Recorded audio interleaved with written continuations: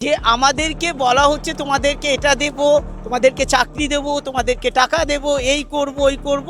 পরবর্তীকালে যখনই আমরা ন্যাশনাল থেকে ফিরছি তারপরে ওনার কোনো পাত্তা নেই। যাদের নিয়ে এই নোংরামি চলেছে তারাই মুখোশ খুলে দিচ্ছে, তারাই চামড়া খোসা ছাড়িয়ে দিচ্ছে এবং খেলোয়াড়দের অভিভাবকরা রাস্তায় বসে প্রতিবাদ করছে, তা আপনারা দেখেছেন নিজের চোখে। করে দিয়েছে হিসাব চাওয়ার পরে একটা হিসাব দিচ্ছে না চন্দন রায়চৌধুরী। সাথে অজিত দাকে আমাদের কাছে খবর আসলো অজিত বন্দ্যোপাধ্যায় জামাইকে নাকি ওনার ক্লাবের ফ্রিতে সিআরসি মেম্বার করে দেবে। যার মূল্য প্রায় 10-12 লক্ষ টাকা দিয়ে সিআরসি মেম্বার আপনারা বলুন কত টাকা লাগবে মেম্বার হতে? আছে সেই মেম্বারটা ফ্রিতে করে দেবে বলে অজিত দাকে আমি খবরটা দিয়েছিও যে দাদা উনি তাই কথা বলে বেড়াচ্ছে যে তোমার জামাইকে ফ্রিতে মেম্বার করে দেবে। সালটা 1972 প্যারা অলিম্পিক্সে ভারতকে প্রথম সোনা এনে দিয়েছিলেন মুরলীকান্ত পেটকার। এমনই অনেক মুরলীকান্ত পেটকার ছিলেন গত 15 বছরে এই পশ্চিমবঙ্গ রাজ্যে, কিন্তু তৃণমূলের যে অপশাসন এবং দুর্নীতির কারণে কার্যত কবরে পরিণত হয়েছিল এই মুরলীকান্ত পেটকাররা। নাম উঠে এসেছে বেঙ্গল প্যারা অলিম্পিক অ্যাসোসিয়েশনের প্রেসিডেন্ট চন্দন রায়চৌধুরী, যিনি ছিলেন প্রাক্তন মুখ্যমন্ত্রী মমতা বন্দ্যোপাধ্যায়ের দাদা অজিত বন্দ্যোপাধ্যায় ঘনিষ্ঠ। ঠিক কি চলতো এই বেঙ্গল প্যারা অলিম্পিক অ্যাসোসিয়েশনের পেছনে, কি ব্যবহার করা হতো ক্রীড়াবিদদের সাথে? আজ আমরা এসেছি হাওড়া স্টেশনে, যে হাওড়া স্টেশনে ইতিমধ্যেই জুনিয়র এবং সাব জুনিয়র পোস্টে রিপ্রেজেন্ট করতে যাচ্ছেন বাংলাকে সরাসরি বেঙ্গালোরে। কথা বলবো সেই ক্রীড়াবিদদের সাথে। এটা আমরা জানতাম যে বেঙ্গল অলিম্পিক যে অ্যাসোসিয়েশন তার মাথায় যারা বসেছিলেন দীর্ঘদিন ধরে আপনাদের নানা প্রতিকূলতার শিকার হতে হয়েছে, ঠিক কি চলতো এর পেছনে? নমস্কার, আমি একজন আন্তর্জাতিক প্যারা অ্যাথলেট। তো আজকে আমরা এই মুহূর্তে পৌঁছে গেছি যে আমাদের বেঙ্গলের আমাদের ওপরে যারা দাদারা রয়েছে তারা অনেক বার ন্যাশনালে মেডেল, ন্যাশনালে রেকর্ড হোল্ডার আছে, যেরকম সাহেব হোসেন, রুবিয়া চ্যাটার্জি জাস, এদেরকে বারংবার ইউজ করা হয়েছে। এবার ওদের সঙ্গে আমাদেরকেও ইউজ করা হয়েছে এই কারণে যে আমাদেরকে বলা হচ্ছে তোমাদেরকে এটা দেব, তোমাদেরকে চাকরি দেব, তোমাদেরকে টাকা দেব, এই করব ওই করব। পরবর্তীকালে যখনই আমরা ন্যাশনাল থেকে ফিরছি তারপরে ওনার কোনো পাত্তা নেই। পাত্তা মানে কি, মানে আমরা যদি দীর্ঘবার 5 বারের বেশি আমরা যদি ফোন করে ফেলি, সেক্ষেত্রে হচ্ছে কি তোমরা কেন ফোন করছো, জানো না আমি ব্যস্ত আছি। তাহলে এই ব্যস্তটা দেখিয়ে তো লাভ নেই, তাহলে এই পদে ওনার থাকার কোনো দরকার নেই। যে আমাদের সঙ্গে সবসময় সহযোগিতা করবে, আমাদের ফোন রিসিভ করবে, আমাদের দুঃখ সবাই যারা আমাদের পাশে থাকবে আমরা তাদেরকেই চাইছি। এবং ইনি পুরো মদক পেতেন আমাদের অজিত ব্যানার্জি স্যার, ওনার তত্ত্বাবধানেই উনি চলতেন। মানে মমতা ব্যানার্জি দাদা, এক্স্যাক্টলি মমতা ব্যানার্জি দাদা। তো যাই হোক, আমরা একটা নতুন সরকার হয়েছে আমাদের বেঙ্গলে, আমি হাত জোর করে অনুরোধ করব আমাদের নতুন সরকারের কাছে, যিনি ক্রীড়ামন্ত্রী আছেন, তা ওনাকে বলবো যে আমাদের বেঙ্গল প্যারা অ্যাথলেটিকটাকে নিয়ে উনি একটু ভাবুক। আমাদের নরেন্দ্র মোদী স্যার আমাদের প্যারাদের জন্য প্রচুর করছে সেন্ট্রালে। আমি চাইবো আমাদের আপকামিং নিউ যে ক্রীড়ামন্ত্রী হয়েছে আমাদের প্রত্যেক প্যারা প্লেয়ারদের নিয়ে যেন একটু ভাবে। আর আমরা আবারও বলছি আমাদের এই নতুন কমিটিকে ভেঙে দিক, দিয়ে নতুন ফ্রেশ কমিটি হোক যারা আমাদের পাশে থাকবে। আপনাদের এই বেঙ্গল প্যারা অলিম্পিক্স যে রয়েছে তার প্রেসিডেন্ট ছিলেন দীর্ঘদিন ধরে চন্দন রায়চৌধুরী, তার ভূমিকা কি রূপ, সে কেমন ছিলেন? দেখুন, আমি একটা কথা বলি, আমি তো অনেক বছর ধরে প্যারাতে রয়েছি। তো ওনার ভূমিকা হচ্ছে যাদের মানি আছে না, যাদের একটু মানি ব্যাগটা একটু উঁচু আছে তাদের জন্য উনি, আমাদের জন্য না। আমরা তো লোয়ার ক্লাস ক্যাটাগরি আমরা মানুষ, আমরা তো মিডিল ক্লাসে বিলং করি, আমরা তো ওনার মতো হায়ার ক্লাসে বিলং করি না। হয়তো আমরা ওনার স্ট্যাটাসে মেনটেন করতে পারি না, যার জন্য আমাদেরকে উনি দেখতে পাচ্ছে না। আমাদের প্রত্যেক প্যারা প্লেয়ারদেরকে উনি একদম নিম্নতমভাবে দেখেন, একদম জঘন্যতম। খেলা করছি প্লেয়ার, আমাদের নেই চাকরি, নেই স্পন্সর, না টাকা দেখাতে যায় না কেউ, আমাদের খেলা শেখাবে কোচ নেই, তাহলে আমাদের কি আছে? আমরা খেলা করছি কার জন্য? খেলা করবো কেন? তাও তো করছি, মেডেল আনছি, ন্যাশনাল ইন্টারন্যাশনাল মেডেল আমরা আনছি, আমাদের কোনো ওয়াকাত নেই, আমাদের সম্মানও আজ পর্যন্ত কোনো নেয়নি। সব থেকে লেটেস্ট ঘটনা, যে ন্যাশনাল রেকর্ড হোল্ডার তাকে বলছে সিআরসিতে সুইপারের কাজ দেবে, আমাদের বেঙ্গলের প্লেয়ারদের সুইপারের কাজ দেওয়া হবে ন্যাশনাল রেকর্ড হোল্ডারদের। তাহলে আমাদের পরিস্থিতি কোথায় আপনারা বুঝতে পারছেন? 2006 সালে যিনি আপনাদের এই বেঙ্গল প্যারা অলিম্পিক যিনি তৈরি করেছিলেন বলা যেতে পারে ভাস্কর মুখার্জি, উনি সেক্রেটারি পদ দীর্ঘদিন ধরে সামলেছেন, কিন্তু উনাকে কার্যত সাইড করে দেওয়ার একটা চেষ্টা হয়েছে। কি হয়েছিল তার পেছনে, কারণটা কি? দেখুন, ভাস্কর মুখার্জি স্যার হচ্ছে অনেস্টলি এবং উনি ন্যায্য কথা বলে, উনি আমাদের জন্য লড়ে এবং উনি যখনই দেখলো আমাদের নিয়ে দুর্নীতি আরম্ভ হয়েছে উনি সঙ্গে সঙ্গে রিজাইন দিয়ে বেরিয়ে গেছেন। উনি যাওয়াতে আমাদের প্রচুর মানে প্রবলেম ক্রিয়েট করতে হয়। আজ এই ছেলেগুলো দেখুন না, অনেক অনেক এই ছেলেগুলো ওনাকে যেতে বাধ্য করেছে। জোর করে বাধ্য উনি করেছে। যখন আমাদের একটা হয়, আমাদের একটা মানে মেডেল আনার পরে একটা প্রাইজ মানি দেওয়া হয়, তো প্রাইজ মানির জন্য টাকা কিন্তু উপর থেকে দেওয়া হয়ে যায় সেক্রেটারির কাছে, প্রেসিডেন্টের কাছে আসার পরে টাকাটা ওখানে এসে আটকে। যার অঙ্ক ছিল প্রায় 3 লক্ষ টাকা। হ্যাঁ, 3 লক্ষ না 30 লক্ষ। তো সেই টাকাটা যখন হিসাব চায় আমাদের স্যার, তখন স্যারকে থ্রেট করা হয়, প্লাস অনেক কিছু বলা হয়, অপমানের পর অপমান, অপমানের পর অপমান। একটা মানুষ কতটা অপমান হওয়ার পরে একটা ওই বাচ্চাদের কাছ থেকে সরে আসতে বাধ্য হয়, আপনারা বুঝতে পারছেন হয়তো। সব থেকে বড় কথা, ভাস্কর মুখার্জি স্যার আমাদের ভগবান, প্যারা অলিম্পিকের বেঙ্গলের আমাদের ভগবান ছিলেন। ওনার মতো ভালো মানুষটাকে সরিয়ে দিলেন। আচ্ছা, এর আগেও তো একাধিকবার আপনারা খেলতে গেছেন, আপনি আপনি আপনি গেছেন তো? গেছেন। কোনোদিনের আগে কোচ পেয়েছেন? কোনো রাজ্য সরকার তরফ থেকে কোনো সুযোগ সুবিধা? ভাস্কর স্যার ছিলেন, ভাস্কর স্যার আমাদেরকে নিজে থেকে নিয়ে যেতেন, প্লাস ওখানে গিয়ে আমাদের পুরো গাইড, আমাদের একটা প্লেয়ারকে গেলে আমাদের একটা রিকভারির যে জিনিসটা থাকে, যে আমাদেরকে গ্রাউন্ডে যেতে হয়, চেস কালেক্ট করতে হয়, চেস নাম্বার প্লাস আইডেন্টি আমি কার্ড। বলি একটু, আমরা খেলতে গেছিলাম গোয়াতে। যাওয়ার সময় মুম্বাইতে ওয়েট করতে হয় আমাদের ট্রেনের জন্য, রাত্রে 12টা থেকে সকাল 6টায় ট্রেন। দেন স্যার আমাদের বললো তোরা ঘুমা। আমরা বসে আছি সারা রাত, স্যার ম্যাম জেগে আছে, আমরা ঘুমাচ্ছি। সকালে আমাদের ডাকলো, ডেকে ট্রেনে তুলে আমরা খেলতে গেলাম। এরকম গাইড কি ওর করবে? মধ্যে একটা ঘটনা ঘটে গেছিল, মুম্বাইয়ের যে আরপিএফরা ছিল না, তারা আমাদের প্লেয়ারদের গায়ে হাত দিতে গেছে। তখন কিন্তু উনি উঠে দাঁড়িয়ে বলছে আমার বাচ্চা এগুলো সব খেলতে যাবে, আমরা পাহারা দিচ্ছি। আচ্ছা, এই প্রসঙ্গে যদি বলতে হয়, ইতিমধ্যে তো রাজ্যে পালাবদল হয়েছে, বিজেপি সরকার এসেছে। আপনাদের এই প্যারা অ্যাথলেটিকদের যে পাশে দাঁড়াবে, এই নিয়ে আপনারা রাজ্য সরকার তথা বিজেপি সরকার প্রতি কতটা আশাবাদী? আমরা 100 আমরা বিজেপি সরকারের কাছে আশাবাদী, কারণ সেন্ট্রালে আমাদের নরেন্দ্র মোদী স্যার আমাদেরকে খুব সাপোর্ট করছে। আমরাও চাই আমাদের রাজ্যে আমাদের যিনি ক্রীড়ামন্ত্রী আছেন ওনার কাছে আমরা আশাবাদী যে আমাদের পাশে থাকবে এই নতুন সরকার। 100 আমি স্যার গেছিলাম ক্রীড়ামন্ত্রীর সাথে দেখা করতে, কিন্তু ওনার পি আমাকে অ্যালাউ করেননি। আমি প্রাক্তন ক্রীড়ামন্ত্রী। না রিসেন্ট, হ্যাঁ। এবার আমি আবার যাবো মিট করার জন্য, দেখা যাক যদি আমাকে অ্যালাউ করে। Thank you. দিদি, আপনি তো যে যে প্রাক্তন সেক্রেটারি, যিনি রেজিগনেশন দিতে বাধ্য হয়েছিলেন, সেই ভাস্কর বাবুর স্ত্রী, আপনার সঙ্গে কি ঘটনা ঘটেছে? এই যে বেঙ্গল প্যারা অলিম্পিক্স ব্যাপারে কি জানেন, কি তথ্য আছে, আপনি একটু বলুন আমাদের। তথ্য বলতে কি, অজিত বন্দ্যোপাধ্যায় চন্দন রায় চৌধুরীকে দেন আমাদের বেঙ্গল প্যারালিম্পিকের প্রেসিডেন্ট পদে। উনি একটা আশা নিয়ে এসেছিলেন। কি আশা নিয়ে এসেছিলেন? যে না, তোমাদের আমরা ভালো করব, ভালো কিছু তোমাদেরকে করে দেখাবো। তো সেই আশা নিয়ে আমরা বিশ্বাস করেছিলাম, কিন্তু আসার পর দেখলাম উনি ওনার অধ্যত্ব দেখিয়ে দিল। অজিত বন্দ্যোপাধ্যায়ের দাপট দেখিয়ে, মমতা ব্যানার্জির দাদা অজিত দাপট দেখিয়ে উনি ওনার মতো, উনি পয়সা, উনি সব কিছু, আমরা গরিব মানুষ, আমাদের কোনো হিসাব দেওয়ার প্রয়োজন নেই, আমাদের কোনো কিছুর প্রয়োজন নেই। আজ অবধি কোনো হিসাবপত্র উনি আমাকে দেয়নি। টাইমস অফ ইন্ডিয়ার একটা খেলা হয়েছিল, খেলাটা পুরো আমরা সংগঠন করলাম, সমস্ত কিছু করলাম, কাজ করলাম, আমি আমার হাজব্যান্ড মিলে টোটাল খেলাটা, ওরাও স্বীকার করেছে টাইমসের লোকজন। টাইমস অফ ইন্ডিয়ার সাথে যে মিটিংগুলো হয়েছে, আজকে প্রেসিডেন্টের কি একবার মনে হয়নি সেক্রেটারিকে নিয়ে একটা মিটিংয়ে বসি? উচিত হয়নি ওনার? উনি একটা মিটিংয়েও বসেনি প্রেসিডেন্ট সেক্রেটারিকে নিয়ে। আর প্রতিবন্ধী ছেলেমেয়েরা এমনি, ওদের হাত নেই, চোখ নেই, কিচ্ছু নেই, তারপর আবার ওদের সাথে দুর্ব্যবহার করে। ওরা ফোন করলে ফোনটা ধরে না, ওদের ফোনটা কেটে দেয়। উনি নিজেকে অনেক বড় কিছু মনে করছে। তারপরে এই বাধ্য হয়ে আজকে আমরা প্রেসের কাছে আসতে বাধ্য হলাম যে আমাদের মাননীয় যে মুখ্যমন্ত্রী রয়েছে এবং আমাদের যিনি ক্রীড়ামন্ত্রী, তার কাছে আমরা এই খবরটা পৌঁছাতে চাই, রাজ্য সভাপতির কাছে, যে উনি আমাদের সাথে দুর্ব্যবহারটা করছে, এটা একটা বিচারক। আচ্ছা, আমরা তো দেখেছি তৃণমূল মানেই সেখানে টাকার একটা দুর্নীতির ব্যাপার রয়েছে। আপনাদের এই বেঙ্গল যে প্যারা অলিম্পিক্স, এই নিয়েও কি টাকা দুর্নীতির? তার মানে টাকার দুর্নীতির তছনছ করে দিয়েছে। হিসাব চাওয়ার পরে একটা হিসাব দিচ্ছে না চন্দন রায় চৌধুরী।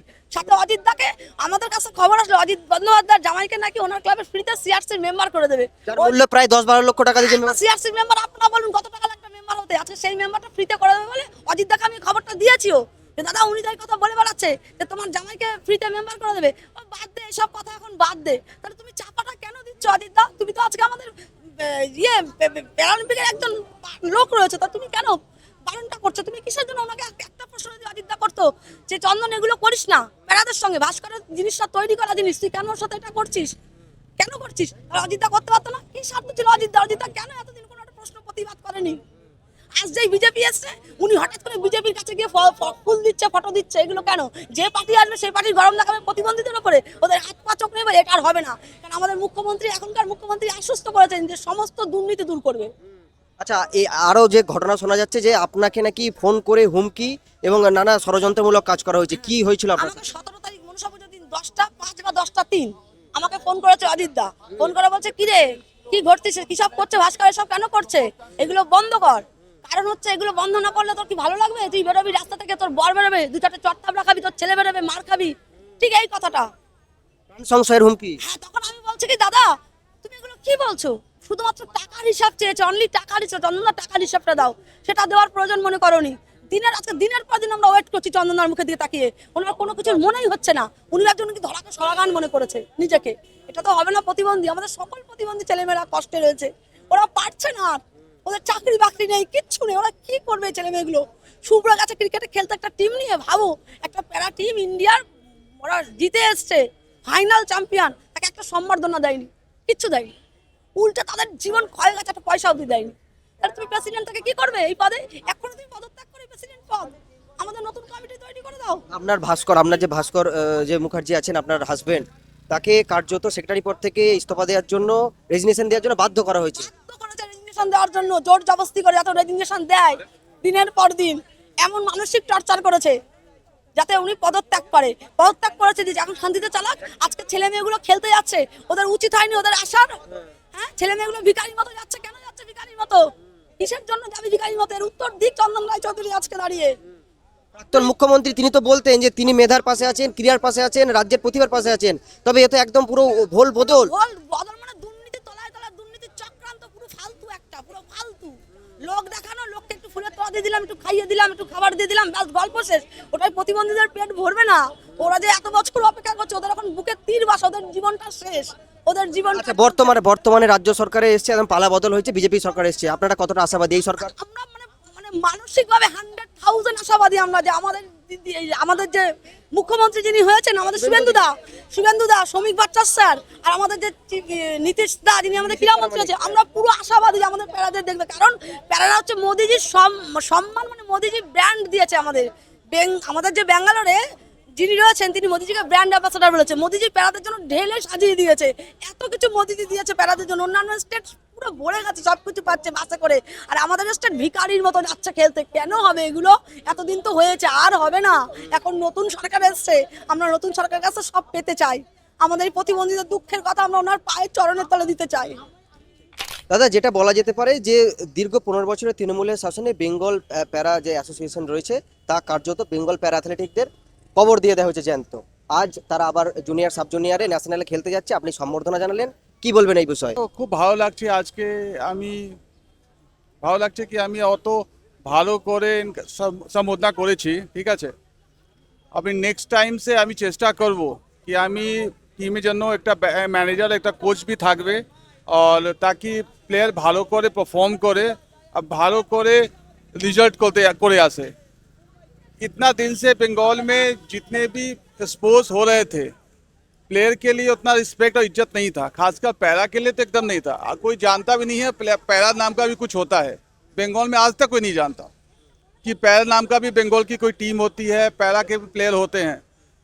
मैं लास्ट 6 मंथ से पैरा से जुड़ा हुआ हूँ, तो मैंने काफ़ी सामने आकर नहीं, लेकिन पीछे की तरफ से मैं इनको काफ़ी हेल्प किया हूँ, और आज इनको हेल्प करके काफ़ी अच्छा फील हो रहा है। ये हमारे समाज के लिए एक मिसाल है, क्योंकि इनके हाथ नहीं, पाँव नहीं, आँख से देख नहीं पाते, उसके बाद भी ये लोग समाज से लड़कर आज वो अपने खेल में भी अच्छा परफॉर्म कर रहे हैं। यहाँ तक कि बंगाल में अनेक ऐसे प्लेयर हैं जो इंटरनेशनल नेशनल मेडल लेकर आए हैं पैरा में, लोग उनको जानता तक नहीं है, उनको एक नौकरी तक नहीं है। जो एसोसिएशन चला रहे हैं वो नाम मात्र कर बैठ गए चेयर पे, ताकि एक पोस्ट लेकर बैठे हुए हैं, और वो उनके खुद जाने के लिए वो फ्लाइट से जाएंगे, मीटिंग में 5 स्टार होटल में रुकते हैं, लेकिन इनके बच्चों के लिए, जिनके लिए वो हैं, उनके बच्चों का एक ट्रेन का फेयर तक नहीं देते, ये ट्रेन का फेयर नहीं देते। अभी ये लोग बच्चे जा रहे हैं, इन लोगों का ट्रेन का फेयर से लेकर सब कुछ हम लोगों ने अरेंजमेंट किया है।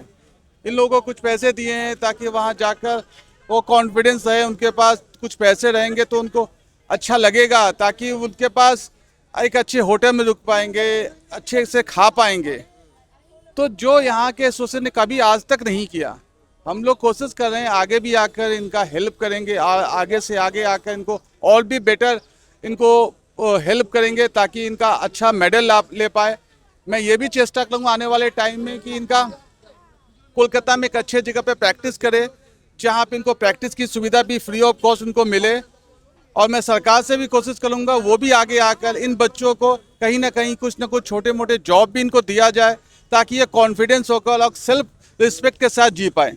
স্যার যেমনটা আমরা দেখতে পাচ্ছি 15 বছরের তৃণমূলের শাসনে এই যে প্যারা অ্যাথলেটিক রয়েছে তাদেরকে কার্যত লাঞ্ছনা এবং বঞ্চনার শিকার হতে হয়েছে, কেমনভাবে দেখছেন বিষয়টা? দেখুন এই ব্যাপারটা দুঃখজনক, অত্যন্ত দুঃখজনক। প্রথম কথা, সাধারণ প্লেয়াররা কি ফেসিলিটি পেলো না পেলো সেই নিয়ে প্রচুর কথা আছে, কিন্তু তার থেকেও একটা প্রতিবন্ধী প্লেয়ার যে তার সকল প্রতিবন্ধকতা কাটিয়ে তার নিজের মানসিক উৎসাহ এবং উদ্যম নিয়ে একটা খেলায় খেলছে এবং তাদেরকে এইভাবে তাদের প্লেয়ার সিনিয়র কোচরা সাপোর্ট করছে, তাকে একটা মিনিমাম ফোন তুলে একটা ভদ্রতার জনসংযোগ করা নেই, কোথায় খেলবে কিভাবে যাবে সেই তথ্যগুলো দেওয়ার নেই। তা কি আমরা আশা করব, কি বলবো বলে আর কিছু বলার ভাষা নেই আমার কাছে। এটাই চলছে 15 বছর পর। বর্তমান সরকারের পরিবর্তনের পর রাজ্যের যে ক্রীড়াপ্রেমীরা রয়েছে, প্যারা ক্রীড়াপ্রেমীরা, তারা আশার আলো দেখছেন, এই বিষয়টি কি বলবেন? একটা কথা পরিষ্কার বলি, বাংলা সারা জীবন মানে স্বাধীনতার পূর্ব থেকে আজ পর্যন্ত সে গোষ্ঠপালের খালি পায়ে খেলা মানে ফুটবল খেলে মোহনবাগানকে শিল্ড দেওয়া থেকে শুরু করে বুলা চৌধুরী থেকে শুরু করে বিভিন্ন প্লেয়ার নর্মাল প্যারা মানে ডজন ডজন কি আরও 100 পদক নিয়েছে এবং আনবে। আমাদের যেটা 15 বছরের গাফিলতি, আমরা হচ্ছে তাদের সঙ্গে আমরা তাদের জন্য মিনিমাম উৎসাহ প্রদান করার যে যোগসূত্র, তাদের যে মিনিমাম ট্রেনিং সেগুলো দিয়ে উঠতে পারেনি। তবে হ্যাঁ, এই যে এখন ডবল ইঞ্জিন সরকার বাংলায় প্রতিষ্ঠিত হলো, আমাদের নরেন্দ্র মোদী তিনি আমাদের যশস্বী প্রধানমন্ত্রী, তিনি যে উদ্যোগে খেলো ইন্ডিয়া খেলো যে বিভিন্ন প্রকল্প করেছেন, 100% বাংলা আবার জগৎ সভায় শ্রেষ্ঠ আসন রবে এবং খেলার জগতে প্রত্যেকটা ইভেন্টে প্যারা বা অলিম্পিক্সে বাংলা পদক আনবে আনবে আনবে। দাদা, সেই মুরলীকান্ত পেটকার যার প্রতিভার কথা শুনলে আমাদের চোখ দিয়ে আনন্দে জল চলে আসে, এমনই অনেক প্রতিভা আজ পশ্চিমবঙ্গে কার্যত কবরে পরিণত করেছিল এই তৃণমূলের 15 বছরের সরকার। কি বলবেন এই প্রসঙ্গে? দেখুন, সব থেকে বড় কথা তো আপনার আমার গর্বের সময় এসছে, পরিবর্তন হয়েছে, খেলোয়াড়রা ব্যাঙ্গালোরে চ্যাম্পিয়নশিপ ন্যাশনাল খেলতে যাচ্ছে। এরা তো আমাদের এক একটা ভারতবর্ষের রত্ন।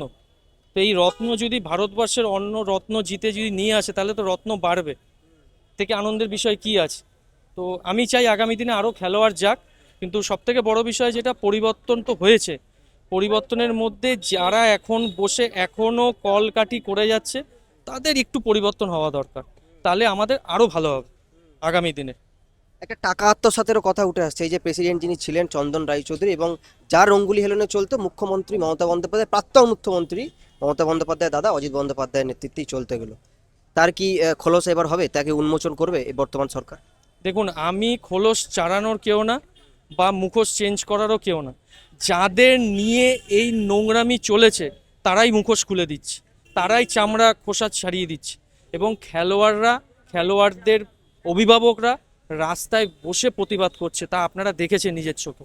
তো এর থেকে আর বড় কিছু কি হবে? তো আগামী দিনে এটাই যে পরিবর্তন হচ্ছে, ওদের মুখোশ খুলছে, আগামী দিনে এই অ্যাসোসিয়েশনের পরিবর্তন হবে। আগামী দিনে যিনি বসবেন বা ওনারা যাকে বসাবেন, আশা রাখি খুব পরিষ্কারভাবে সেটা সম্পূর্ণভাবে আমাদের ভারতবর্ষের উন্নতি হবে।